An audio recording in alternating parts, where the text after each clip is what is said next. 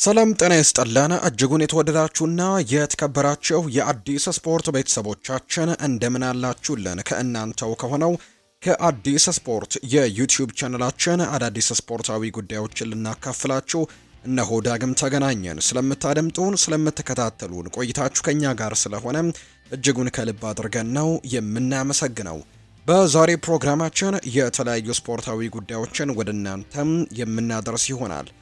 ከነዚህ መካከል ትልልቆቹን የአውሮፓ ክለቦች የተመለከቱ እጅግ በርከት ያሉ ስፖርታዊ ጉዳዮችን ወደ እናንተም የምናደርስ ነው የሚሆነው።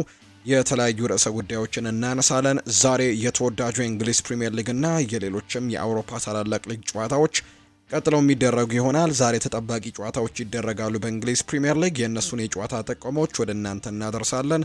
እንዲሁ ደግሞ ክለቦችንም የተመለከቱ እጅግ በርከት ያሉ ስፖርታዊ ጉዳዮች ይነሳሉና እነሱን ስፖርታዊ ጉዳዮችም እያነሳሳን ቆይታን የምናደርግ ነው የሚሆነው። ፉአድ ባህሩ ፕሮግራሙን እየመራው ከእናንተ ጋር ቆይታን አደርጋለሁ። እናንተም ቪዲዮአችንን ላይክ፣ ቻናላችንን ሰብስክራይብ እያደረጋችሁ ከኛ ጋር ቆይታችሁን እንድታደርጉ ነው በአክብሮት የምጋብዘው። ከመሸጋገሪያ በኋላ በድጋሚ ተመልሰን እንመጣለን። አብራችሁኝ ቆዩ።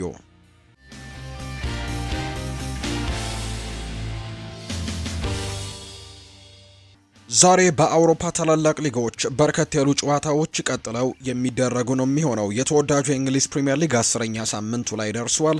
ዛሬም ደግሞ ጨዋታዎች ቀጥለው ይደረጋሉ። ዛሬ በርከት ያሉ ወደ 7 ያክል ጨዋታዎች ናቸው የሚደረጉት። ከምሽት 12 ሰዓት ጀምሮ እንዲሁ እስከ ምሽቱ 5 ሰዓት ጭምር የሚደረጉ ተጠባቂ መርሃ ግብሮች አሉ። ምሽት 12 ሰዓት ሲል ወደ 5 ያክል ጨዋታዎች ናቸው ዛሬ የሚደረጉት። ከነዚህ መካከል በሴልኸርስት ፓርክ ክሪስታል ፓላስ እና ብሬንትፈርድ የሚያደርጉት ጨዋታ ዛሬ ይጠበቃል። እነዚህ ሁለት ቡድኖች ጥሩ የሚባል አቋም ላይ የሚገኙ ቡድኖች ናቸው። ብሬንትፈርድ ባለፉት ጥቂት ጊዜያቶች ትልልቆቹን ቡድኖች ሲፈትን የምናስታውሰው ጉዳይ ነው። ማንቸስተር ዩናይትድን አሸንፏል፣ ሊቨርፑልን አሸንፏል፣ እንዲሁ በአርሰናልም በጠባብ የጎል ልዩነት መሸነፉን እናስታውሳለን እና ክሪስታል ፓላስም በአንጻሩ እንደዚሁ ትልልቆቹን ክለቦች የሚፈተን አይነት ቡድን ነው። በዚህ ሳምንት አጋማሽ እንኳን በካራባኦ ካፕ ሊቨርፑልን ከውድድሩ ውጪ ማድረጉን እናስታውሳለንና በጣም ተጠባቂ ፍልሚያ ይሆናል ተብሎ ይጠበቃል። እነዚህ ሁለት ቡድኖች በሴልኸርስት ፓርክ ነው በክሪስታል ፓላስ ሜዳ ዛሬ ጨዋታቸውን ያደርጋሉ። ይህ ጨዋታ ምሽት 12 ሰዓት ሲልም የሚደረግ መርሃ ግብር መካከል አንደኛው ነው። ሌላኛው ብራይተን ኤንድ ሆቭ አልቢዮን እና ሊድስ ዩናይትድ የሚያደርጉት ጨዋታ ነው። ሊድስ ዩናይትድ አዲስ አዳጊ ነው፣ ነገር ግን ዘንድሮ ላለመውረድ የሚታገል አይነት ቡድን አይመስልም። ጠንከር ያሉ ፉክክሮችን እያደረገ ነው። እንግዲህ በቅርብ ጊዜያት ከተመለከተን አዳዲስ የሚያድጉ ቡድኖች በተከታታይ ሲወርዱ እየተመለከትን ነበር። አምና እንኳን የመጡት 3 ቡድኖች ተመልሰው እንደወረዱ እናስታውሳለንና ዘንድሮ ሊድስ ዩናይትድ፣ ሰንደርላንድ እና በርንሌ ነው ወደ ፕሪሚየር ሊግ የተቀላቀሉት። በተለይ ሊድስ እና ሰንደርላንድ ግን ከፕሪሚየር ሊጉ በድጋሚ ላለመውረድ በጣም ትልቅ የሚባል ፉክክርን እያደረጉ ነው የሚገኙት። ሰንደርላንድ ከመሪዎቹ ተርታ የተመደበ ቡድን ነው። ሊድስ ዩናይትድም ጥሩ የሚባል ደረጃ ላይ የተቀመጠ ቡድን እንደሆነ ይታወቃልና ከፋቢያን ሃርዝሌሮ ብራይተን ኤንድ ሆቭ አልቢዮን ዛሬ በአሜክስ በአሜሪካን ኮሚኒቲ ስቴዲየም ጨዋታውን የሚያደርግ ነው የሚሆነው። ይህ ጨዋታም ትልቅ ፉክክር ይደረግበታል ተብሎ ይታሰባል። ብራይተን ባለፉት 2 ጨዋታዎች ሽንፈት ገጥሞታል። በሳምንቱ መጨረሻ በማንቸስተር ዩናይትድ በፕሪሚየር ሊጉ 4-2 በሆነ ውጤት ተሸንፏል። በሳምንቱ አጋማሽ ደግሞ በአርሰናል በካራባኦ ካፕ ተሸንፎ ከውድድር ውጭ መደረጉ ይታወሳልና ዛሬ ከሊድስ ዩናይትድ ጋር የሚያደርገው ጨዋታ ይጠበቃል። ብራይተን እንግዲህ ምሽት 12 ሰዓት ሲል ከሚደረጉ መርሃ ግብሮች መካከል ሌላኛው ጨዋታ ነው። ፉልሃም እና ወልቨርሃምፕተን ወንደረርስም በክራቨን ኮቴጅ ጨዋታቸውን ያደርጋሉ። ፉልሃም የማርኮ ሲልቫ ቡድን ጥሩ እንቅስቃሴዎችን እያሳየ ቢሆንም ወልቭስ ግን በጣም እጅግ አስከፊ ጊዜ የሚባል ጊዜ ላይ ነው የሚገኙት። አሰልጣኝ ቪቶር ፔሬራ ጭምር የማሰልጠን እንግዲህ የወንበራቸው እየተነቃነቀ እንደሚገኝና ምናልባት ለስንብት ቀጣይ ይዳረጋሉ ተብሎ ከሚጠበቁ አሰልጣኞች መካከል አንደኛው ነው። ቪቶር ፔሬራ የወልቨርሃምፕተን ወንደረርሱ አሰልጣኝ ማለት ነውና በጣም እንግዲህ በተደጋጋሚ ሽንፈቶች እየገጠማቸው ነው። በፕሪሚየር ሊጉ ዘንድሮ አንድም ጨዋታ ድል ማድረግ ያልቻለው ብቸኛው ቡድን ነው። ወልቨርሃምፕተን ወንደረርስ 2 ጨዋታዎችን ብቻ በአቻ ውጤት አጠናቋል። 2 ነጥቦችን ይዞ የደረጃ ሰንጠረዡ ግርጌ ላይ የተቀመጠው ይኸው ቡድን ነው። በእርግጥ ወሳኝ የሚባሉ ተጫዋቾችን በክረምቱ መልቀቁን እናስታውሳለን። ኩኛህን ለዩናይትድ አሳልፎ ሰጥቷል። እንዲሁ ደግሞ አይት ኑሪንም እንዲሁ ለማንቸስተር ሲቲ አሳልፎ መስጠቱን እናስታውሳለን። ከነዚህ ውጪ ግን ሌሎች ወሳኝ ተጫዋቾችንም ለቋል። ምንም እንኳን 6 ያክል አዳዲስ ተጫዋቾችን ማምጣት ቢችልም ነገር ግን ቪቶር ፔሬራ የማሸነፉ መንገድ ጠፍቶባቸው እስካሁን ድረስ በፕሪሚየር ሊጉ በ9 ሳምንታት ምንም አይነት ድል ማስመዝገብ አልቻሉም። ዛሬ ደግሞ ምሽት 12 ሰዓት ሲል ከሜዳቸው ውጪ ጠንካራውን የለንደን ክለብ ፉልሃምን የሚገጥሙበት ጨዋታ ይጠበቃል። በሳምንቱ አጋማሽም በካራባኦ ካፕ ወልቭስ ከቼልሲ ጋር ትልቅ የሚባል ፉክክርን አድርገው ለጥቂት ተሸንፈው ነው 4-3 ተሸንፈው ከውድድሩ ውጪ መሆናቸውን እናስታውሳለን። በዛሬው ጨዋታስ ምን ያሳዩናል? የሚጠበቅ ጨዋታ ነው። ይህ ጨዋታ ምሽት 12 ሰዓት ሲል በክራቨን ኮቴጅ የሚደረግ መርሃ ግብር ነው። ሌሎቹ ሁለት ጨዋታዎች በጣም ተጠባቂ ናቸው። ምሽት 12 ሰዓት ላይ የሚደረጉት አንደኛው ሲቲ ግራውንድ ላይ የሚደረግ ጨዋታ ነው። አንደኛው ደግሞ ተርፍ ሙር ላይ የሚደረግ መርሃ ግብር ነው። ኖቲንግሃም ፎረስት ዛሬ በሜዳው ሲቲ ግራውንድ ከማንቸስተር ዩናይትድ ጋር ጨዋታውን ያደርጋል። ኖቲንግሃም ፎረስት በዚህ ውድድር ዓመት እንግዲህ አምና በጣም ጠንካራ እንደነበሩ እናስታውሳለን። በኑኖ ኤስፕሬንቶ ሳንቶ ስር እንደውም አብዛኞቹ እስከ መጨረሻው ድረስ የአውሮፓ ቻምፒየንስ ሊግ ተሳታፊን ቦታ ይዘው ያጠናቅቃሉ የሚል ግምት ነበራቸው ለአምናው የኖቲንግሃም ፎረስት ቡድን። የነ አንቶኒ ኤላንጋ፣ የነ ክሪስ ውድ፣ ከዛ በተጨማሪ እንዲሁ ደግሞ ከቼልሲ ካሉም ሃንሰን ኦዶይ የተቀላቀላቸው ነው ኖቲንግሃም ፎረስቶችን እነ ኤሊዮት አንደርሰን አማካይ ስፍራ ላይ በጣም ጥሩ የሚባል የውድድር ዓመትን ያሳለፉበት ዓመት ነበር አምና የነበረው የኖቲንግሃም ፎረስት ስብስብ። ዘንድሮ ግን እጅግ የከፋውን ኖቲንግሃምን እየተመለከትን ነው የምንገኘው። ከወልቨርሃምፕተን ወንደረርስ ብቻ ከፍ ብለው ነው የተቀመጡት 19ኛ ደረጃ። እንግዲህ ኖቲንግሃም ፎረስት በዚህ የውድድር ዓመት 3 አሰልጣኞችን አስመልክቶናል። በፕሪሚየር ሊጉ ውድድሩ ሲጀመር አሰልጣኝ ኑኖ ኤስፕሬንቶ ሳንቶ ነበሩ የቡድኑ አሰልጣኝ የነበሩት። ነገር ግን ከባለቤቱ ኢቫንጀሎስ ማሪናኪስ ጋር በፈጠሩት አለመግባባት ምክንያት ከኃላፊነት መነሳታቸው እናስታውሳለን። ከዛም አምና ቶተንሃምን በፕሪሚየር ሊጉ እጅግ የወረደ የውድድር ዓመት እንዲያሳልፍ ያደረጉትና ነገር ግን ዋንጫን ከ17 ዓመታት በኋላ ያመጡለት የዩሮፓ ሊግን የአውሮፓ ውድድርን ዋንጫ የሚያመጡለትን አሰልጣኝ አንጌ ፖስቴኮግሉን መቅጠር ቻሉ ኖቲንግሃም ፎረስቶች። ይህም አሰልጣኝ ጥሩ ጊዜያቶችን ማሳለፍ አልቻለም። 8 ጨዋታዎችን አደረገ፣ 6ቱን ተሸነፈ፣ 2ቱን ባቻ ውጤት አጠናቀቀ። አንድም ድል ሳያስመዘግብ የአምናውን የቶተንሃም የቁልቁለት ጉዞ ትውስታዎች ገብተው እንግዲህ በተለይ ኢቫንጀሎስ ማሪናኪስ ያንን የቶተንሃም ቡድን አስታውሰው እንደዛም ቁልቁል እንዳይጓዙ በማሰብ ምክንያት እንግዲህ አሰልጣኝ አንጌ ፖስቴኮግሉን አሰናብተው በፕሪሚየር ሊጉ ልምድ ያለውን አሰልጣኝ ሶንዳይችን በአሰልጣኝነት ሾመዋል። 2 ጨዋታዎችን አድርጎ አንዱን አሸንፏል፣ ፖርቶን በዩሮፓ ሊግ። ከዛ በተጨማሪ በፕሪሚየር ሊግ ባለፈው ሳምንት ያደረገውን ጨዋታ ተሸንፏል አሰልጣኝ ሶንዳይች። ዛሬ ደግሞ ባለፉት ጥቂት ጨዋታዎች በጣም ጠንካራ እንደሆነ እየተመለከትን የምንገኘውን ማንቸስተር ዩናይትድን ነው ምሽት 12 ሰዓት ላይ በሜዳው ሲቲ ግራውንድ የሚገጥመው። ማንቸስተር ዩናይትድ ባለፉት ጨዋታዎች የማሸነፍ መንገዱን በትክክል ያገኘው ይመስላል።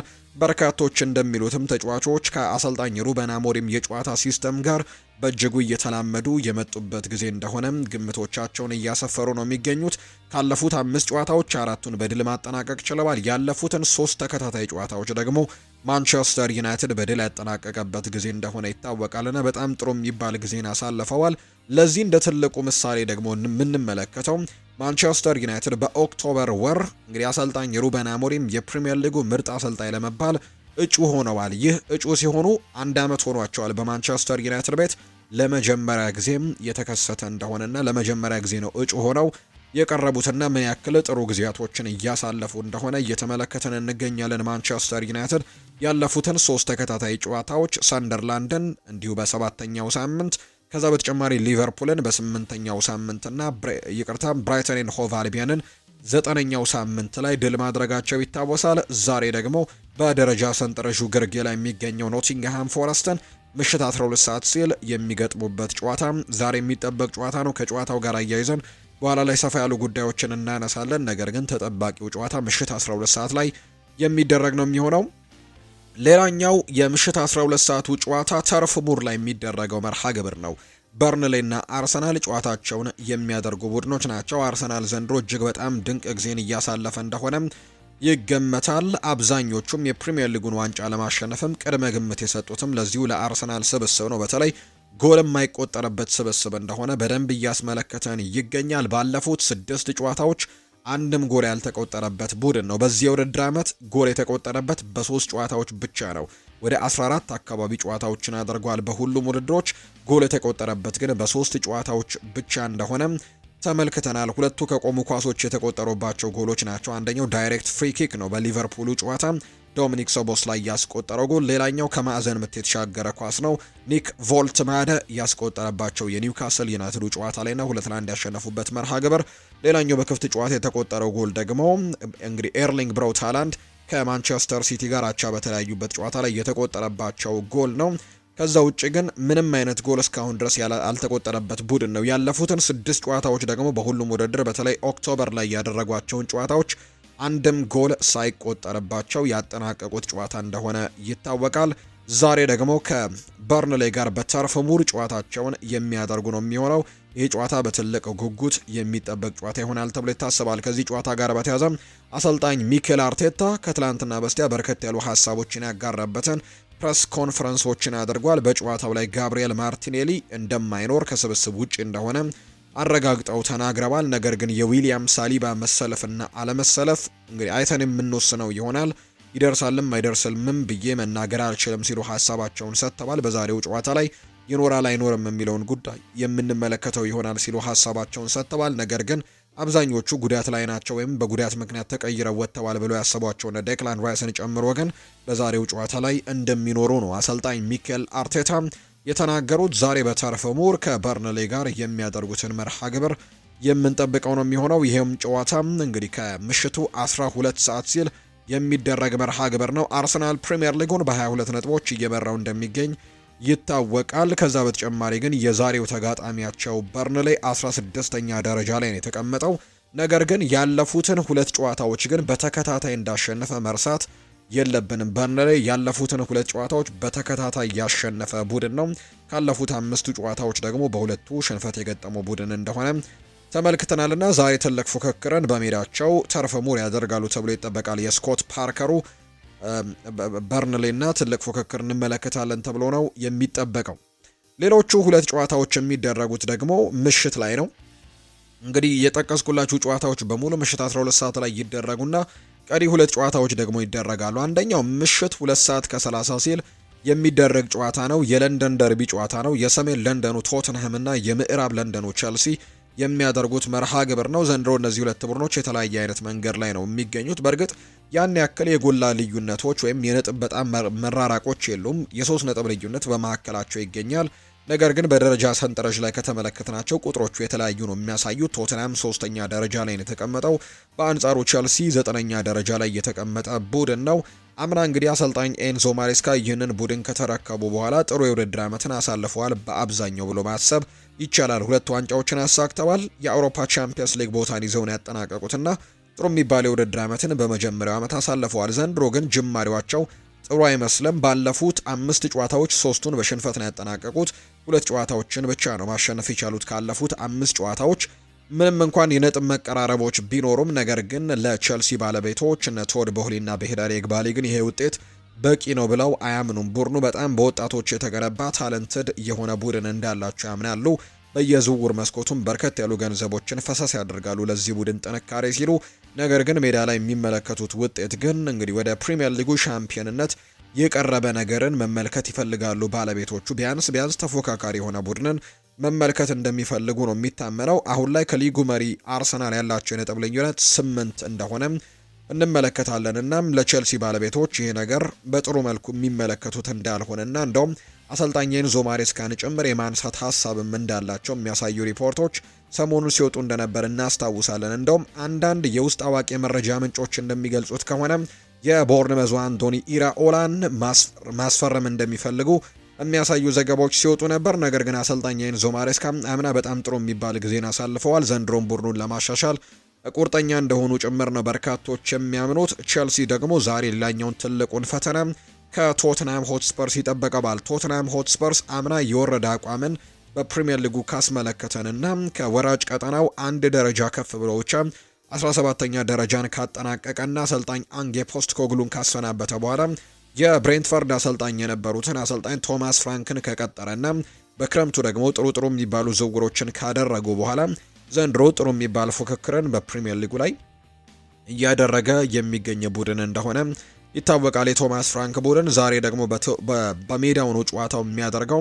በቆሙ ኳሶች ባለፈው ሳምንት ኤቨርተንን ማሸነፉ እናስታውሳለን። ሚኪ ቫን ደቬን 2 የጭንቅላት ጎሎችን አስቆጥሮ እንዲሁም ፓፔ ማታሳርም ሌላ የጭንቅላት ኳስ እንግዲህ ደግሞ ነው ባለፈው ሳምንት ቶተንሃም ሆትስፐርስ ማሸነፍ የቻሉትና ዛሬ ከቼልሲ ጋር የሚያደርጉት ጨዋታ ይጠበቃል። ቼልሲም በፕሪሚየር ሊጉ ከቆሙ ኳሶች ጎል በማስቆጠር የሚታማ አይነት ቡድን አይደለም። በፕሪሚየር ሊጉ በርከት ያሉ የቆሙ ኳሶችን ጎሎች በማስቆጠር አርሰናል ነው በአንደኝነት የተቀመጠው። ሁለተኛ ደረጃ የተቀመጠው ግን የኤንዞ ማሬስካው ቼልሲ እንደሆነ ይታወቃልና እንግዲህ በቆሙ ኳሶች ስፔሻሊስቶች ናቸው ማለት ይቻላል። ዛሬ ደግሞ እርስ በርስ ቶተንሃም ሆትስፐርስ እና እንዲሁ ደግሞ ሌላኛው ቡድን ቼልሲ ጨዋታቸውን የሚያደርጉ ነው የሚሆነው። ይህ ጨዋታ ምሽት 2 ሰዓት ከ30 ሲል ጅማሮን የሚያደርግ ነው የሚሆነው። የዛሬው የ10ኛው ሳምንት የዕለተ ቅዳሜ የመጨረሻው መርሃ ግብር የሚሆነው ምሽት 5 ሰዓት ላይ የሚደረገው መርሃ ግብር ነው። አንፊልድ ሮድ ላይ ይህ ጨዋታ ይደረጋል። ሊቨርፑል ከአስተን ቪላ ጋር የሚደረግ ጨዋታ ነው። ሊቨርፑል በጣም አስቸጋሪ ጊዜ ላይ ነው የሚገኘው።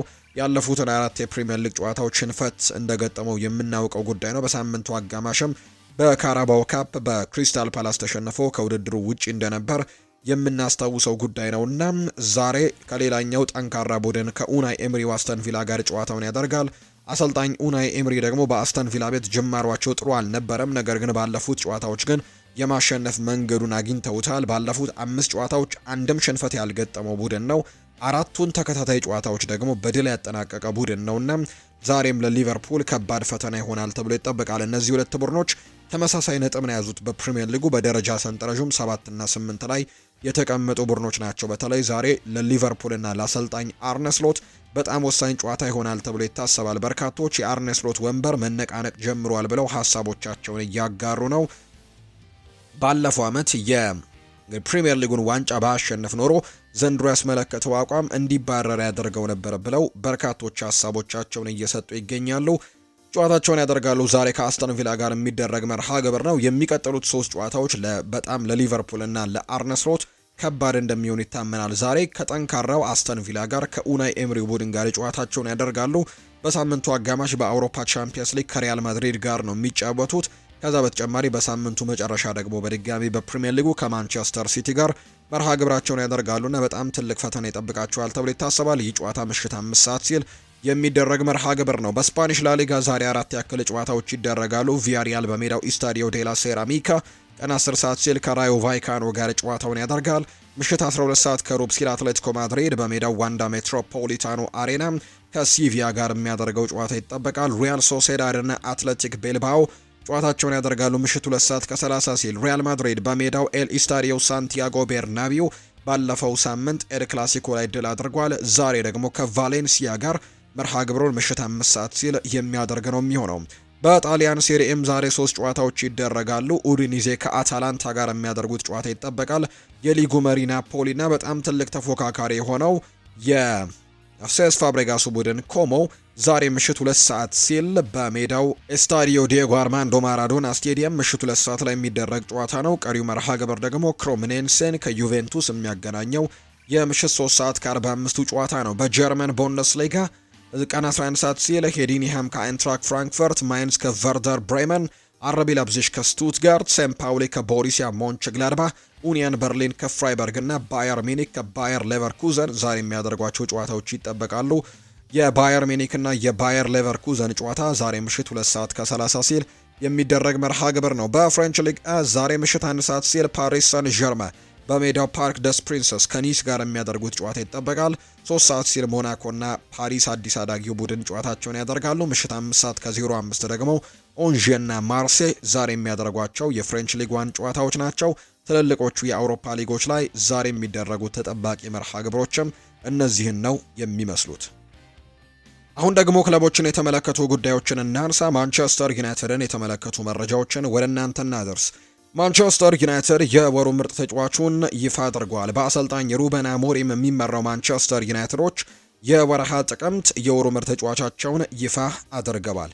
በዚህ መሰረትም ካሜሮናዊው የፊት መስመር ተጫዋች የሆነው ብሪያን ኤምቤሞ የወሩ ምርጥ ተጫዋች ተብሎ የተመረጠ ተጫዋች ሆኗል። በዚህ ወር በጣም ጥሩ ጊዜያቶችን አሳልፏል። በርከት ያሉ ግቦችንም አስቆጥሯል።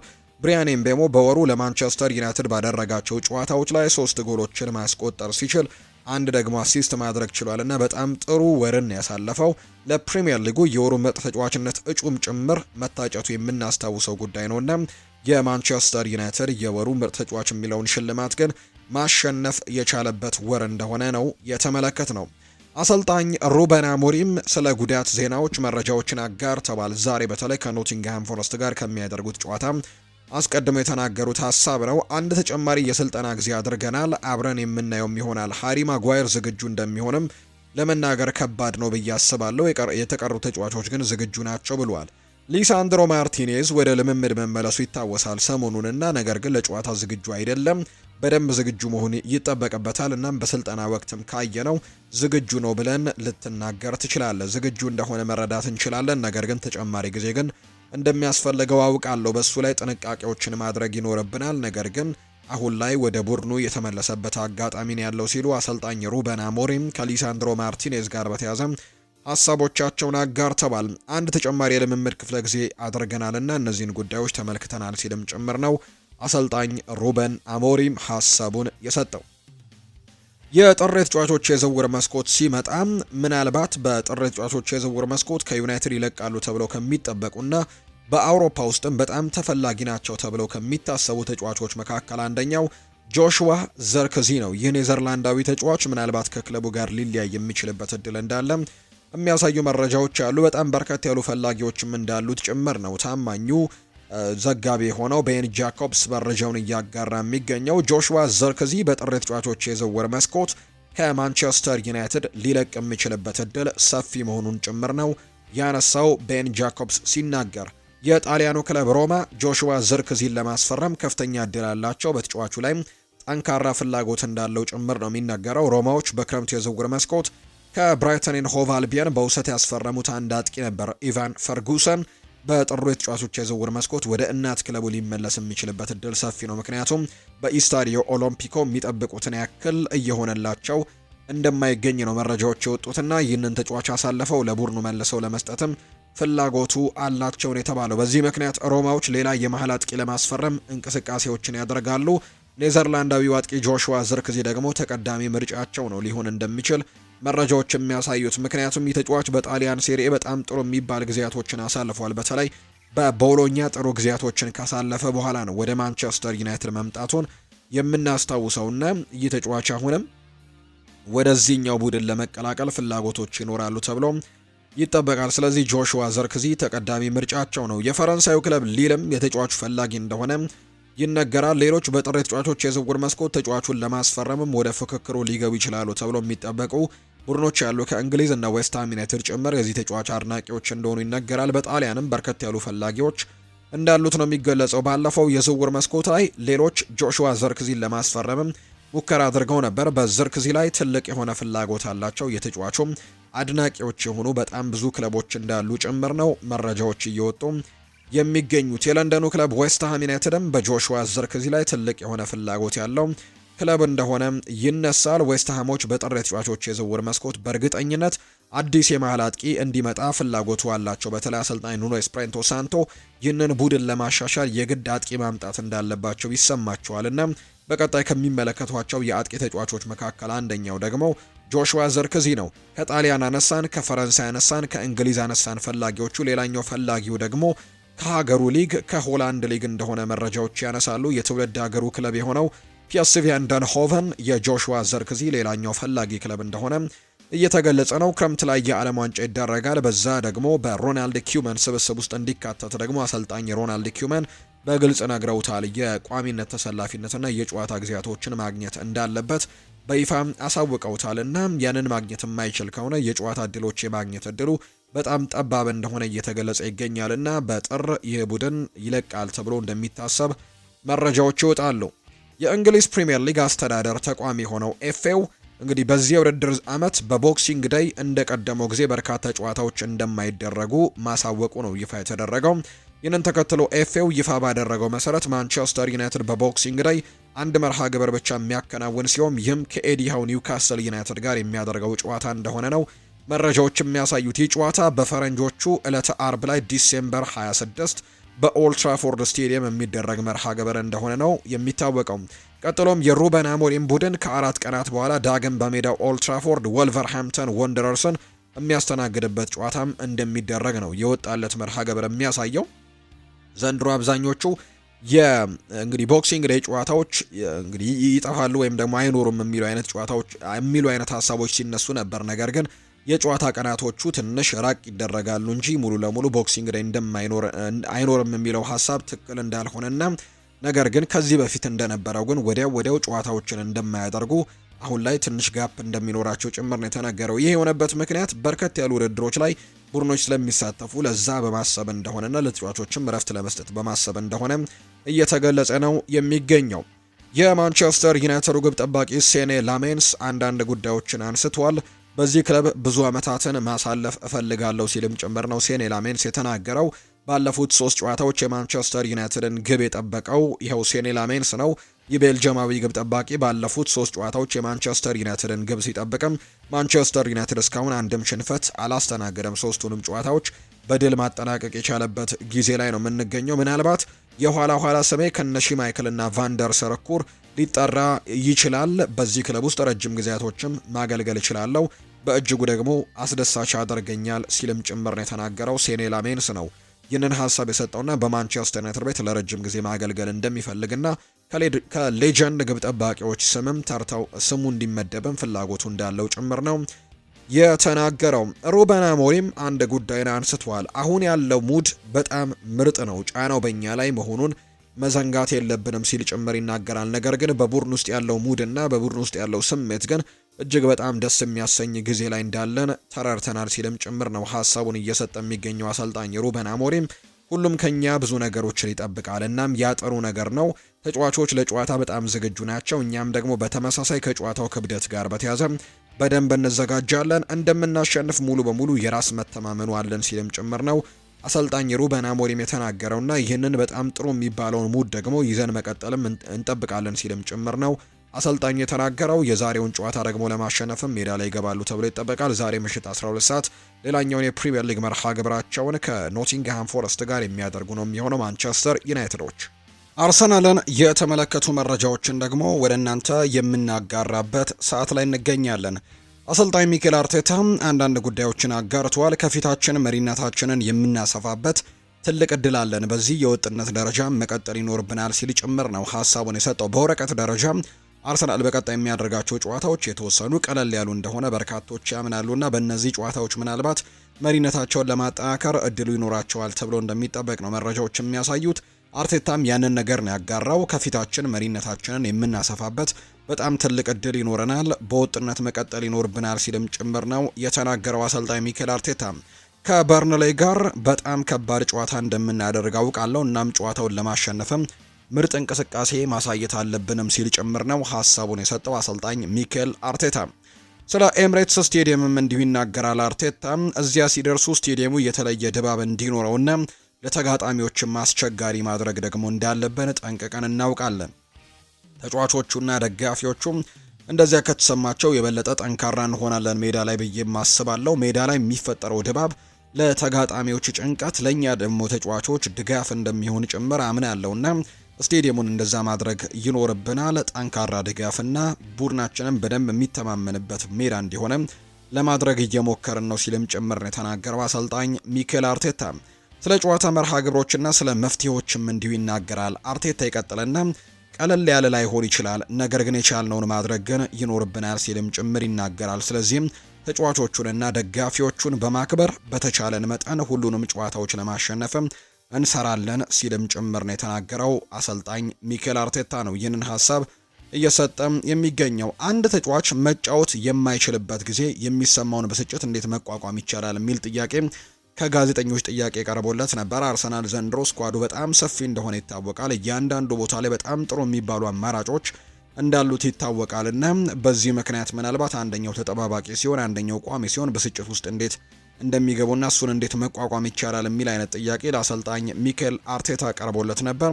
ይህ ተጫዋቾቹ ገና ከልጅነቱ ጀምሮ የእግር ኳስ ተጫዋች ለመሆን ሲወስኑ የሚኖረው አስተሳሰብ ነው። ተጠባባቂ ወንበር ላይ መቀመጥ የሚፈልግ ተጫዋች አይኖርም። አሁን ላይ ስለ እነሱ እንደማስብና ለእነሱ ምርጡን እንደምፈልግና እድላቸው እንደሚመጣም ግልጽ በማድረግ እነሱን በከፍተኛ ተነሳሽነትም ለመቋቋም እሞክራለሁ ሲልም ጭምር ነው አሰልጣኝ ሚኬል አርቴታ ምላሹን የሰጠው። አርቴታ ይቀጥልና የጨዋታውን ብዙ ገጽታዎች መቆጣጠር ችለናል ብዬ አስባለሁ። ነገር ግን በእርግጥ አሁንም ሊሻሻሉ የሚችሉ ብዙ ነገሮችም እንዳሉ ጠንቅቀን እናውቃለን። በተለይም በእንግሊዝ ፕሪምየር ሊግ ጨዋታ ወቅት ዋናው ነገር በተቆጣጠርነው ቁጥር የማሸነፍ እድላችንን መጨመር ነው ሲልም ጭምር ነው የተናገረው። አሰልጣኝ ሚኬል አርቴታ ነው ይህንን ሀሳብ የሰጠው። የቡድን ጥልቀቱን በተመለከተ አንዳንድ ጉዳዮችንም አጋርቷል። አሁን ላይ ለእያንዳንዱ ቦታ 2 ወይም 3 ተጫዋቾች አማራጮች ያሉን ሲልም ጭምር ነው ስለ ቡድን ጥልቀት ሀሳቡን ያጋራው። ቸልሲ ወይም ሊቨርፑል ዋንጫ ሲያሸንፉ ሁሉም የቡድኑ ጥልቀት ነበራቸው። ከዚህ የተለየ ነገር እያደረግን አይደለም። ይህ ጥልቀት እኛም እንዲሁ እንዲኖረን አስበናል። 5 ወይም 6 ተጫዋቾች ጉዳት ደርሶባቸው፣ ነገር ግን ቡድኑ አሁንም ተወዳዳሪ ነው። ስለዚህ የቡድን ጥልቀት በጣም አስፈላጊ እንደሆነ በዚህ መመልከት ትችላላችሁ ሲል ነው የተናገረው። ባለፉት ጥቂት ዓመታት አርሰናል ዋንጫ ማምጣት ሲጠበቅበትና ዋንጫ ማምጣት ካልቻለባቸው ትልቁ ምክንያቶች አንደኛው የቡድን ጥልቀት በቡድን ውስጥ አለመኖሩ ነው። ተጫዋቾች ጉዳት ሲደርስባቸው እነሱን በትክክል ተክተው ደግሞ መሳተፍ የሚችሉ ተጫዋቾች እንደሌሉ የምናስታውሰው ጉዳይ ነውና አሁን ላይ ግን በእያንዳንዱ ቦታ አርሰናል በደንብ አማራጮች ያሉት ቡድን እንደሆነ እያስመለከተን ይገኛልና ይሄ የቡድን ጥልቀት ደግሞ እስከ መጨረሻው ድረስ ተፎካካሪ ሆነው እንዲዘልቁ ትልቁን አስተዋጽኦ ያበረከትላቸዋል ተብሎ ይጠበቃል። አንድ ተጫዋች በጉዳት ምክንያት ቢወጣም ሌሎች ተጫዋቾች ያንን ቦታ መተካት ይችላሉ። አሁን ላይ በአርሰናል ቤት በርከት ያሉ ተጫዋቾች ጉዳት ላይ እንደሚገኙ ይታወቃል። እነ ማርቲን ኦዴጋርድ፣ እነ ካይ ሃቨርትስ፣ ከዛ በተጨማሪ ጋብሪኤል ሄሱስ እንዲሁ እነ ኖኒ ማንዱዌኬን ጨምሮ ሌሎችም ተጫዋቾች ጉዳት ላይ ነው የሚገኙት። እነዚህ እንግዲህ በተለይ ካይ ሃቨርትስን ከተመለከተን፣ ማርቲን ኦዴጋርድን ከተመለከተን የቡድኑ ወሳኝ ተጫዋቾች ከሚባሉት መካከል ናቸው። ነገር ግን እነዚህ ተጫዋቾች ጉዳት ደርሶባቸው እንኳን አርሰናል በእነሱ ቦታ ላይ በትክክል የሚጠቀሟቸው ተጫዋቾች እንዳሉ እየተመለከትን ነውና ይሄ የስኳድ ዴብዝ ደግሞ ለአርሰናል እስከ መጨረሻው ድረስ ፕሪሚየር ሊጉን ለማሸነፍም ትልቅ እድል እንደሚሰጣቸው ነው በርካቶች ያመኑት። አሰልጣኝ ሚኬል አርቴታ ይህንን ነገር ነው እየተናገሩ የሚገኙት። አርሰናል አሁን ሊቆም እንደማይችል ይሰማሃል የሚል ጥያቄም ለሚኬል አርቴታ ወሳኙ ጥያቄ ቀርቦለት ነበር። አርቴታ ይናገራል። ሁልጊዜ ምርጥ እንደሆነን እንሰማለን፣ እናም ደግሞ ቀጣዩ ተጋጣሚያችን የሚመጣቸውንም ፈተናዎችም እናውቃለንና ለነሱ ጨዋታዎች በበቂ ሁኔታ ዝግጅት እናደርጋለን ያለው። በየ3 ቀኑ ለማሰልጠንና ለመዘጋጀት ጊዜ የለንም። ሁልጊዜም በከፍተኛ ዝግጁነት ላይ መሆን ይኖርብናል። ሁሉም ሰው ተነሳሽነት ያለውና ፈተናውን ለመወጣትም ዝግጁ መሆን አለበት። ራሱንም ዝግጁ ማድረግ ነው ያለበት። ካደረግን እንደገና ዋንጫ የማሸነፍ ትልቅ እድልን እናገኛለን ሲልም ጭምር ነው የተናገረው አሰልጣኝ ሚኬል አርቴታ ሲናገር። አርሰናል እስካሁን ድረስ በሁሉም የውድድር መድረክ ባደረጉት 14 ጨዋታዎች ላይ ከተቆጠረባቸው ጎል 3 ብቻ ነው እስካሁን ድረስ የተቆጠረባቸውና በዚህ ከቀጠሉ ቸልሲዎች በጆዜ ሞሪኒዮ ጊዜ በአንድ የውድድር ዓመት 15 ጎል ብቻ ተቆጥሮባቸው የጨረሱትን ሪከርድ እንደሚያሻሽሉት የብዙ ሰዎች ግምት ነው። ታዲያ የቀድሞው የቼልሲና የአርሰናል ተጫዋች ፒተር ቼክ ደግሞ አንድ ጉዳይን አጋርተዋል። በተለይ በቼልሲ ቤት የምናውቀው ነው፣ በአርሰናል ቤትም ሲጫወት እናስታውሰዋለንና የአርሰናል የዘንድሮ ጉዞ ምናልባት በዚሁ የሚቀጥል ከሆነ የቼልሲን ሪከርድ ጭምር ለማሻሻል ትልቅ እድል እንዳለው በርካቶች ያምናሉና በዚህ ጉዳይ ላይ ሀሳቡን ሰጥቷል። አርሰናል እስካሁን ድረስ የተሻለ ነገር እያሳየ ነው የሚገኙትና ሪከርድ ይሰብራሉ ብሎ ለመናገር ግን ጊዜው በጣም ገና ነው። ምክንያቱም የውድድር ዓመቱ ገና መጀመሩ ነውና ይህንን ነገር እስከ መጨረሻው ማስቀጠል በጣም ትልቁ ፈተና ይሆናል ብዬም እጠብቃለሁ። በዚህ መልኩ የሚቀጥሉ ከሆነ ግን ሪከርዱን የማሻሻል እድል ይኖራቸዋል። ነገር ግን በዛው ልክ ከባድ ስራ እንደሆነም ማወቅ ግድ ይላቸዋል። በ38 ጨዋታ 15 ጎል ብቻ እንዲቆጠረብህም እድል ያስፈልጋል ብዬ አምናለሁ። የኛ ሪከርድን መስበር ከባድ ነው የሚሆንባቸው። ነገር ግን አጀማመራቸው ጥሩ ነው። ወደኛ ለመጠጋትም ጥረት እያደረጉ እንዳሉ አውቃለሁ። ነገር ግን ከባድ ነገር እንደሚገጥማቸው አምናለሁ። ምክንያቱም ገና በጣም በርከት ያሉ ሳምንታት ይጠብቃቸዋልና እንግዲህ በእነዚህ ሳምንታቶች በሙሉ ይህንን ጥንካሬያቸው ይዘው መቀጠል ይኖርባቸዋል። ካልሆነ ግን ከባድ ያደርግባቸዋል። እስከ መጨረሻው ድረስ በዚሁ የሚዘልቁ ከሆነ ግን ሪካርዱን ለማሻሻል ጥሩ እድል ያለው ቡድን ይመስለኛል ሲልም ጭምር ነው የቀድሞው የቼልሲ ግብ ጠባቂና እንዲሁ በአርሰናል ቤትም የተወሰኑ ዓመታትን አገልግሏል ፒተር ቼክ ይህንን ሀሳቡን ያጋራው።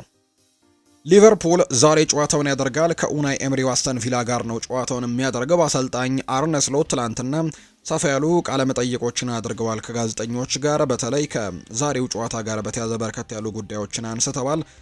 ወደ ማሸነፉ ለመመለስም ትልቅ ፍላጎት እንዳላቸው ጭምር ተናግረዋል። ከዛ በተጨማሪ ግን አንድ እንግዲህ መነጋገሪያ የሆነ ሀሳቦችን በመስጠት ይታወቃሉ። በተለይ ሰሞኑን እንደዚህ አይነት ሀሳቦችን እየሰጡ እንደሆነ እየተመለከትን እንገኛለን። አሰልጣኝ አርነ ስሎት ካነሷቸው ነጥቦች መካከል ከክሪስታል ፓላሱ ሽንፈት ውጪ ሌሎቹ ጨዋታዎች የተሸነፍንባቸው መርሃ ግብሮች በጭራሽ የማይገቡ ናቸው ሲል ሀሳቡን ሰጥቷል። እንግዲህ በማንቸስተር ዩናይትድ ተሸንፈዋል። ከዛ በተጨማሪ በሌሎችም ቡድኖች መሸነፋቸውን እናስታውሳለን። በፕሪሚየር ሊጉ በነ ብሬንትፈርድ ጭምር ባለፉት ጨዋታዎች መሸነፋቸውን እናስታውሳለን እና ከክሪስታል ፓላሱ ሽንፈት ውጪ የደረሱብን ሽንፈቶች ግን የሚገቡን አይደሉም የሚል አይነት ሀሳብን ሰጥቷል። በቼልሲም መሸነፋቸውን የምናስታውሰው ጉዳይ ነውና ያንን ሀሳብ ነው የሰጡት። የሊቨርፑል አሰልጣኝ አርነ ስሎት በተሸነፉባቸው በርከት ባሉ ጨዋታዎች ላይ የተሻለ ውጤት ይገባቸው እንደነበር ነው የሚገልጹት።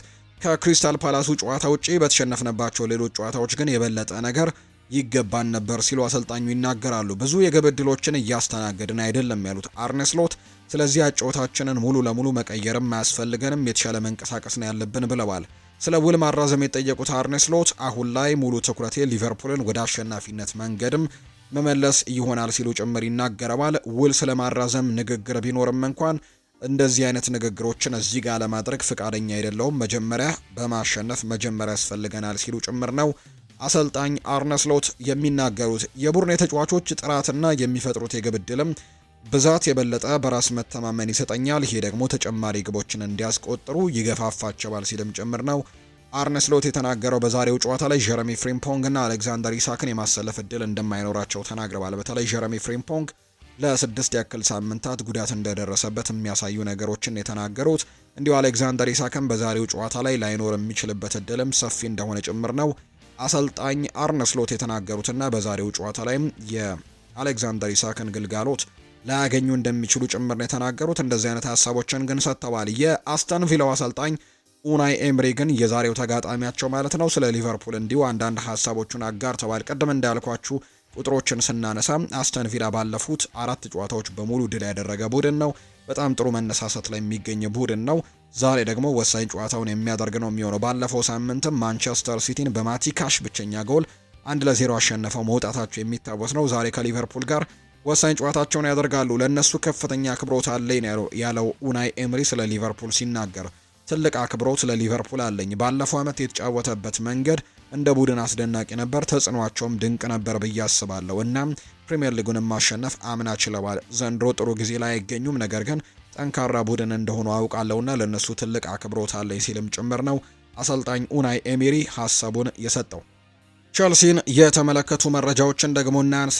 ዛሬ እንግዲህ ቸልሲ ጨዋታውን ያደርጋል ከቶተንሃም ጋር። የቀድሞ ቸልሲ ተጫዋች የነበረው ጆን ቴሪ ሀሳቡን ሰጥቷል። ቶተንሃም ዛሬ እንድገኝ ግብዣ ልኮልኛል ሲልም ጭምር ነው ጆን ቴሪ የተናገረው። የቀድሞ ቸልሲ ተጫዋች ጆን ቴሪ ቶተንሃም በዛሬው የለንደን ደርቢ ጨዋታ ስቴዲየም እንዲገኝ እንደጋበዘው ነው የገለጸው። የዛሬው ጨዋታን እንድታደም ቶተንሃም ግብዣ ቀርቦልኛል ሲል ጆን ቴሪ ይናገራል። ጆን ቴሪ ቀጥለና ጨዋታው ከምሽቱ 2 ሰዓት ከ30 ይጀምራል። ቶተንሃም በግብዣው ላይ 2 ሰዓት ከ29 ድረስ ብሎ ጠይቆኛል ሲልም ነው የተናገረው። በዚህ 1 ደቂቃ ውስጥም የዋንጫ ክፍላቸውን አስጎብኝተውን ጨዋታው ሲጀመርም ወንበሬ ላይ ያስቀምጡኛል ሲል ጭምር ነው ጆን ቴሪ ሀሳቡን እየሰጠም የሚገኘው። ዛሬ ቀድሞ ክለቡ ከቶትንሃም ጋር ጨዋታ እንደሚያደርግ የሚታወቅ ጉዳይ ነው። ድንቅ ጊዜን ዘንድሮ እያሳለፈ የሚገኘው ታዳጊው ኮከብ በተለይ ከብራዚል ሊግ ነው የመጣው ይህ ተጫዋች ኤስቴቫኦ ዊሊያን ድንቁ ታዳጊ አንድ ሀሳቡን አጋርቷል። የምወደው ነገር እግር ኳስን መጫወት ነው። ስለዚህም ቸልሲን ለመርዳት የምችለውን ሁሉ እንደማደርግ እርግጠኛ ነኝ። ያም ደግሞ በመስመርም ይሁን በመሃልም ልጫወት ለክለቤ የተቻለኝን ሁሉ ግን አድርጌ ነው የምወጣው። በሁለቱም ቦታዎች ምቾቶች ይሰሙኛል። እናም ለክለቤ ደግሞ ምርጡን ነገር ለማድረግም በጣም ዝግጁ ነኝ ሲልም ጭምር ነው የተናገረው ኤስቴቫኦ ዊሊያን። በየቀኑ በልምምድ ጠንክሬ የምሰራና ለጨዋታዎችም በትክክል እየተዘጋጀውና ለመሻሻልም እያንዳንዱን ጨዋታም ለማሸነፍም እየሞከርኩ በመሆኔም በጣም ደስተኛ ነኝ ሲልም ጭምር ነው የተናገረው። ይህንን ሀሳብ የሰጠው ኤስቴቫኦ ዊሊያን ነው። የማንቸስተር ሲቲን ጉዳዮች እናንሳ።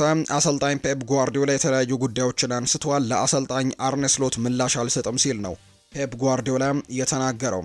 ሮድሪ ሲመለስ እኛን ደግሞ ማሸነፍ ይከብዳልም ሲል ጭምር ነው የተናገረው። የማንቸስተር ሲቲው አሰልጣኝ ፔፕ ጓርዲዮላ አሰልጣኝ አርነ ስሎት ለሰጡት አስተያየት ምላሽ መስጠት አልፈልግም ሲልም ጭምር ነው የተናገረው። አሰልጣኝ አርነ ስሎት ከቀናት በፊት ማንቸስተር ሲቲ ቁልፍ ተጫዋቾቹን ባያሰልፍም ያለው ስብዕና ምርጥ ነው ሲሉ ተናግረው ነበር። ስለ አርነ ስሎት አስተያየት ከጋዜጠኞች የጠየቁት ጓርዲዮላ ይቅርታ የዜና ርዕስ ከኔ አታገኙም ሲል ነው ምላሹን የሰጠው። ስለ ቡድናቸው ያነሱት ጓርዲዮላ ሮድሪ ወደ ሙሉ አቋሙ ሲመለስና ሁሉም ብቁ ሲሆኑ ለማሸነፍ ከባድ የሆነ ቡድን እንሆናለን ሲልም ጭምር ነው ስለ ማንቸስተር ሲቲ የተናገረው።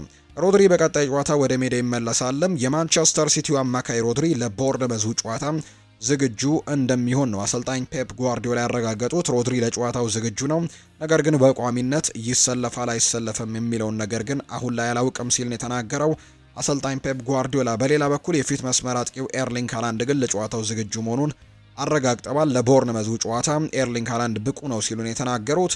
በቦርንመዝ ላይ ሲናገሩ ወጥ የሆነ ቡድን ያላቸው እናም ድንቅ ቡድን፣ ድንቅ አሰልጣኝ፣ ድንቅ ተጫዋቾችም አሏቸው።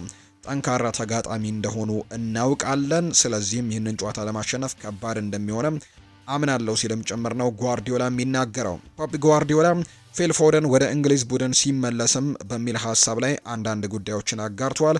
የእንግሊዝ ተጫዋቾች በሱ ቦታ ላይ ድንቅ ናቸው። ብዙ አሉ። እንግዲህ በየቀኑ ጥሩ መጫወት አለበት። ከዛ በኋላ ደግሞ ቶማስ ቱሄል ለብሔራዊ ቡድኑ ምርጡን እንደሚጠራም በእርግጠኝነት መናገር ይችላሉ ሲልም ጭምር ነው የተናገረው ስለ ፊል ፎደን። ፔፕ ጓርዲዮላ በኦስካር ቦብ ላይም እንዲሁ ሀሳቡን አጋርቷል። የመጀመሪያዎቹ 2-3 ጨዋታዎች በጥሩ ሁኔታ በመጫወት ነው የጀመረው። እናም በዚህ ሰሞን ደግሞ ያልተጫወተው የቡድኑን ቅርጽም እንግዲህ ስላዞርኩት ነው። ነገር ግን ማመን ያለብን ምን ያክል ጥሩ ተጫዋች እንደሆነ ግን ሁላችንም ልናውቅ ይገባል ሲልም ጭምር አሰልጣኝ ፔፕ ጓርዲዮላ ስለ ኦስካር ቦብ ይናገራል። ቦርንመዝ ውስጥ በጣም ድንቅ የሚባል ተጫዋች እንዳለ ይታወቃል። አንቷን ሴሜኒዮ። ከአንቷን ሴሜኒዮ ጋር በተያያዘ ፔፕ ጓርዲዮላ አንዳንድ ጉዳዮችን አንጋርቷል። ያልተለመደ ተጫዋች፣ በጣም ድንቅ የሆነ ተጫዋች ሲልም አሞካሽቶታል ጓርዲዮላ። ፔፕ ጓርዲዮላ በራያን ሸርኪና በፊል ፎደን ላይም እንዲሁ ሀሳቡን ሰጥቷል። እንደ ማርሙሽ እና እንደ ሃላንድ አንዳንድ ጨዋታዎች ላይ አብረው መጫወትም ትክክለኛ አማራጭ ሊሆን ይችላል ሲልም ጭምር ነው የተናገረው። ስለዚህ ራያን ሸርኪን እና ፊል ፎደን በአንድ ላይ ሊያጣምራቸው የሚችልባቸው መርሃ ግብሮች እንደሚኖሩ ነው ፍንጭ የሰጠው አሰልጣኝ ጓርዲዮላ። ፔፕ ጓርዲዮላ በአርነ ስሎት የማንቸስተር ሲቲ ቡድን ጥልቀት ላይ ማስመልክቶ አንዳንድ ጉዳዮችን አጋርቷል። እንግዲህ በዴይሊ ሜል አርዕስተ ዜና ላይኖርክ ይችላል፣ ይቅርታም ስለዚህ ጉዳይ ማውራት አልፈልግም ሲልም ጭምር ነው የተናገረው ጓርዲዮላ። በሁሉም የውድድር ዘመን በዚህ 10 ዓመታት ውስጥም ብዙ ጊዜ ከተቃራኒ ቡድን ያነሰ የማገገም ጊዜ ነው ያለን እኛ ማንቸስተር ሲቲዎች ብለዋል። አሁንም እኛ ምርጡ ጊዜያችን ላይ አይደለንም፣ ነገር ግን እየቀረብን ነው። ከዚህ በፊት ተናግሬዋለሁ። እኛን ለማሸነፍ አስቸጋሪ የሆነ ቡድን እንሆናለን። ይህ ቡድን በዚህ ሲዝንም ብዙ ነገሮችን ማድረግ እንደሚችል ብሩህ ተስፋ እየተመለከትኩበት ነው ሲልም ጭምር ይናገራል። በአንዶኒ ኢራኦላ ማንቸስተር ሲቲ አሁን በሽግግር ላይ የበለጠ አደገኛ ነው ስለማለቱም ሲጠየቅ እንደዛ ካለ ምናልባትም ትክክል ይመስለኛል ብሏል። አንዶኒ ኢራኦላ በአንድ ወቅት ማንቸስተር ሲቲ በሽግግር ላይ በጣም የበለጠ አደገኛ ነው የሚል አይነት ሀሳብን ሰጥቶ እንደነበር ይታወሳልና ፔፕ ጓርዲዮላ በዚህ ጉዳይ ላይ ተጠይቀው እንደዛ ብሎ ከተናገረ በትክክልም እሱ ትክክል ነው የተናገረው ሲልም ጭምር ነው የተናገረው። ፔፕ ጓርዲዮላ ነው ይህንን ሀሳብ የሰጠው። የሪያል ማድሪድ መረጃዎችን ወደ እናንተ እናድርስ። ኬሊያን ምባፔ የወሩ ምርጥ ተጫዋች ተብሎ ተሸልሟል። የስፓኒሽ ላሊጋ የ2025-26 የውድድር ዘመን የወርሃ ጥቅምት የወሩ ምርጥ ተጫዋች ይፋ ተደርጓል። በዚህ መሰረትም የሪያል ማድሪዱ የፊት መስመር ተጫዋች ኬሊያን ምባፔ የወሩ ምርጥ ተጫዋች ተብሎ መመረጥ እንደቻለ ነው ዘገባዎች የሚያሳዩት።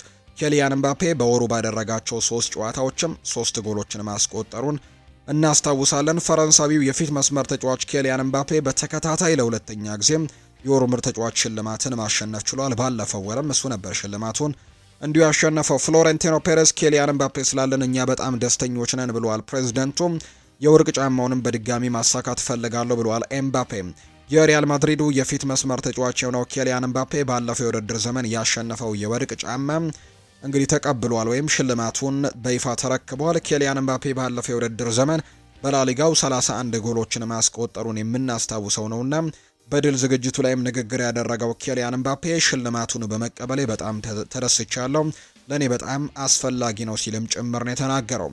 አክሎም የወርቅ ጫማውን በድጋሚ እንደማሳካ ተስፋ አደርጋለሁ፣ ጥሩ ጀምር ያለውና እናያለን ሲልም ጭምር ነው የተናገረው። ያለ ቡድን አጋሮቼ ይህንን ሽልማት ማሸነፍ በፍጹም አልችልም ነበር የሚለው ኤምባፔ የክለቡ ፕሬዝዳንት ፍሎሬንቲኖ ፔሬዝ በበኩላቸው ኤምባፔ በቡድናችን ውስጥ መኖሩ በጣም ደስተኛ አድርጎናል ሲሉም ጭምር ነው የተናገሩት።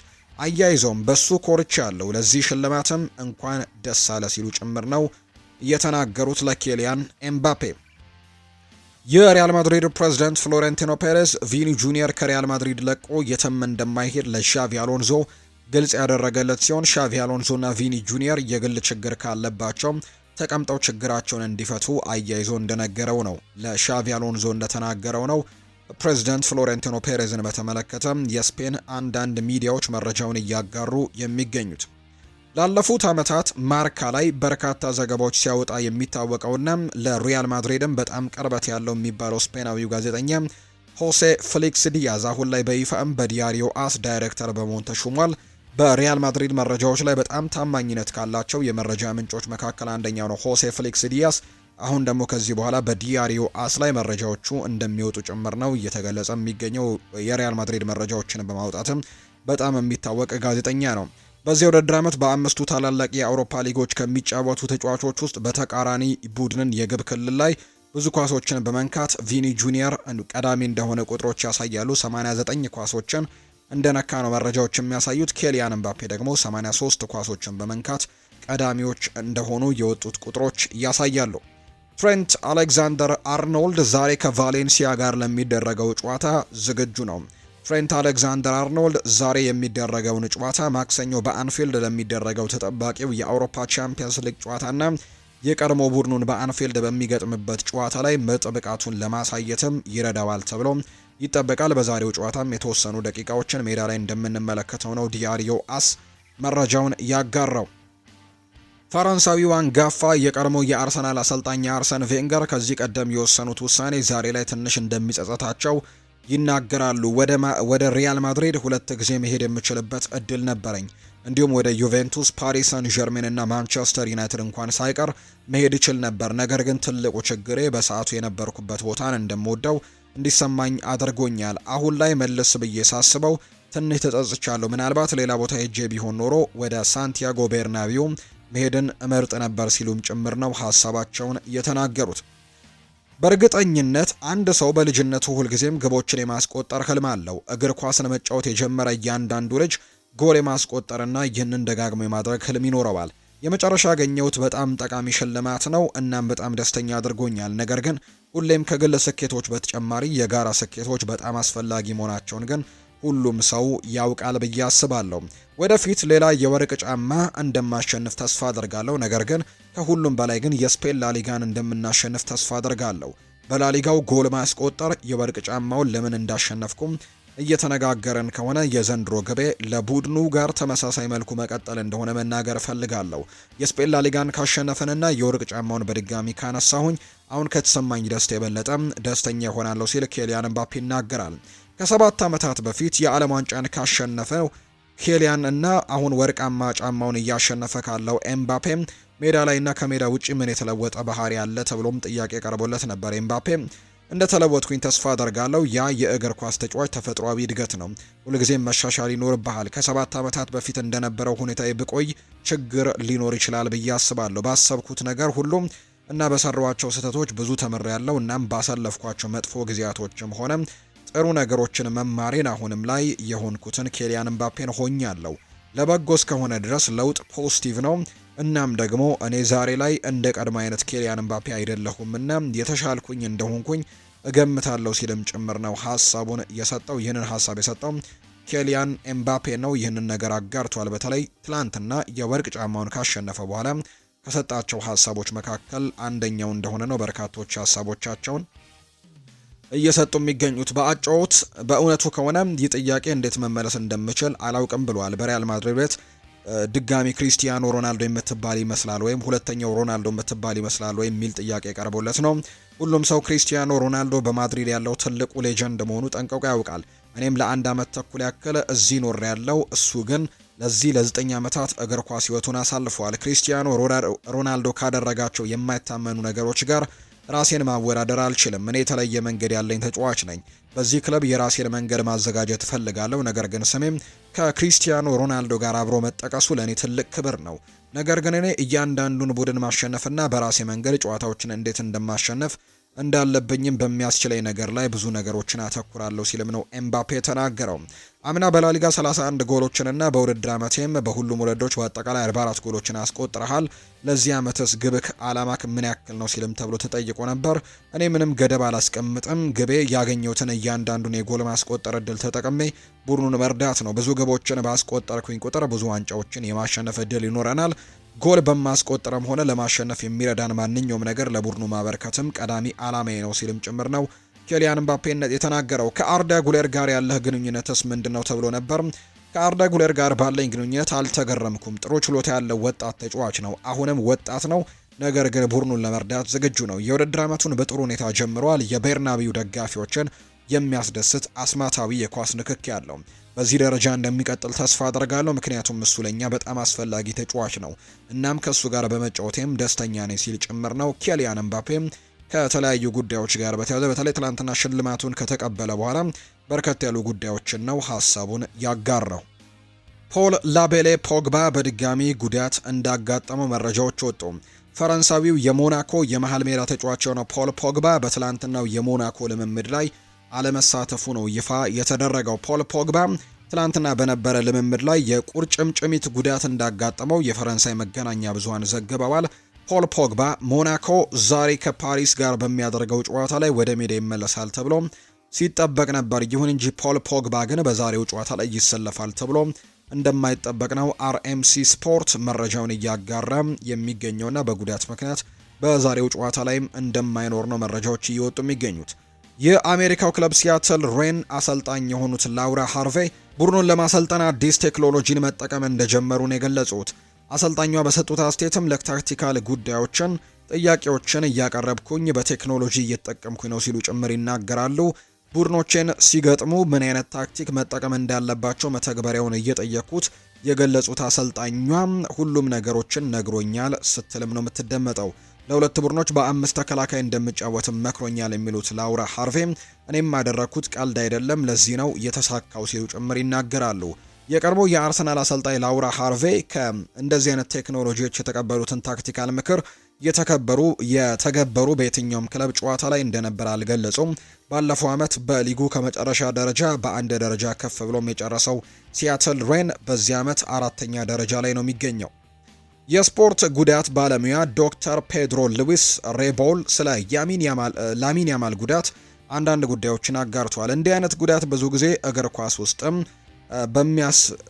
በሚንቀሳቀሱ የጡንቻዎች ላይ በሆድ ግድግዳ ጡንቻዎች መካከል ባዮሜካኒካል ግጭት አማካኝነት የሚከሰት ነው። ይህ ችግር ተጫዋቹ እንዳይጫወት አያግደውም፣ ነገር ግን ልክ እንደ በፊት እንደሚጫወትበት ምቾት እየሰጠውና አንዳንድ እንቅስቃሴዎችን ሊገድብበት ግን ይችላል። ለምሳሌ ፍጥነቱን ወደ ቀርፋፋነት ይቀይረዋል። ኳስ የማንጠባጠብ ችሎታውን ይቀንስበታል። ሹት ኳሶችን የማድረግ ኃይሉንም ደከም ያደርገዋል። እነዚህ ነገሮች እንግዲህ ይከሰቱበታል። ቀድሞ ከነበረው አቋምም እንዲቀንስ ያደርገዋል ብሏል። አሁን ምን ያክል እንግዲህ ክፉ ሊሆን ይችላል፣ ነገር ግን በሚቀጥሉት ወራት እየባሰ ሊሄድ ይችላል። ምክንያቱም በክረምት ወቅትም ሜዳዎች እርጥበትና ተንሸራታች ስለሚሆኑና ተጫዋቹ ሚዛኑንም ለመጠበቅ ተጨማሪ ጉልበት ማውጣት አለበት። ይሄ ደግሞ የጅማት መቆጣትን ያመጣል ብሏል። አንዳንድ ጊዜ ህመሙ በጣም የሚከፋ ከሆነ ወደ አንጀትም ሊደርስ ይችላል። እናም የሆድ ግድግዳ ላይ የተለያዩ ነገሮችን ሊያስከትል ይችላል። እሱ አካባቢ ላይ ለየት ያለ ቅርጽም የመውጣት አይነት ምልክቶችና ከባድ ህመምም ያስከትላል። በአንዳንድ ሁኔታዎች ለማከም ቀዶ ጥገና መደረግ ይኖርበታል። ቀለል ያለ ህክምና ማለትም ያለ ቀዶ ጥገና የፊዚዮቴራፒ ህክምና ቁጥጥር የሚደረግባቸው የአካል ብቃት እንቅስቃሴዎችና እረፍት ማድረግም ህመሙን ሊቀንሰው ይችላል። በአብዛኞቹ ሁኔታዎች ግን ይህ ዘዴ በጣም ጥሩ ውጤቶችን አያመጣም። ለዚህም ቀዶ ጥገና የመጨረሻው አማራጭ ነው። ምናልባትም የተለያዩ ነገሮችን ጨምሮ በአንዳንድ በሜዳ ላይም ከሜዳ ውጭም ከባድ እንቅስቃሴዎችን ማድረግና ህመምን ባለበት አካባቢ ላይ ተጨማሪ እንቅስቃሴዎችን ማድረግ የበለጠ ነገሩን ስለሚያባብሰው ከእንዲህ ያሉ ተግባራትም መራቅ አስፈላጊ ነው። እንግዲህ በአጠቃላይ ላሚን ያማል ያጋጠመው ህመም በክረምት ወቅት እየባሰ ይሄዳል እና ካልተሻሻለ የእግር ኳስ ጥራቱም ለረጅም ጊዜ በከፍተኛ ሁኔታ ይቀንሳል። ለአንድ ዓመት እረፍት ማድረግ ምናልባትም በቀዶ ህክምና ከቀዶ ህክምና ውጪ ደግሞ ሊገደድም ይችላል ተብሎ እንደሚታሰብ ነው መረጃዎች በስፋት እየወጡ የሚገኙት። ሰሞኑን አንዳንድ ጉዳት እንዳደረሰበት የሚያሳዩ መረጃዎች ሲወጡ እንደነበር የምናስታውሰው ጉዳይ ነው። የተወደዳችሁና የተከበራችሁ ቤተሰቦቻችን ለዛሬ ያዝንላችሁ አዳዲስ ስፖርታዊ ጉዳዮቻችን እነዚህን ነው የሚመስሉት። ስላደመጣችሁን፣ ስለተከታተላችሁን ቆይታችሁ ከኛ ጋር ስለነበር እጅጉን ከልብ አድርገን ነው የምናመሰግነው። ፉአድ ባህሩ የዛሬውን ፕሮግራም እየመራው ከእናንተ ጋር ቆይታን አድርጌያለሁ። በቀጣይ ፕሮግራሞቻችን ሌሎች ስፖርታዊ ጉዳዮችን አካተን በድጋሚ የምንገናኝ ይሆናል። ዛሬ በተወዳጁ የእንግሊዝ ፕሪምየር ሊግ በርከት ያሉ ጨዋታዎች ይደረጋሉ። እነሱን ጨዋታዎች ተመልክታችሁ በነገው ጠዋት በሚኖረው ፕሮግራማችን የተለያዩ ርዕሰ ጉዳዮችን ይዘን የምንመለስ ይሆናል። ለዛሬ ግን ስላደመጣችሁኝ ከልብ አድርጌ ያመሰግናለሁ። መልካም ለተቅዳሜ እንዲሆንላችሁ ነው በአክብሮትም የምመኘው።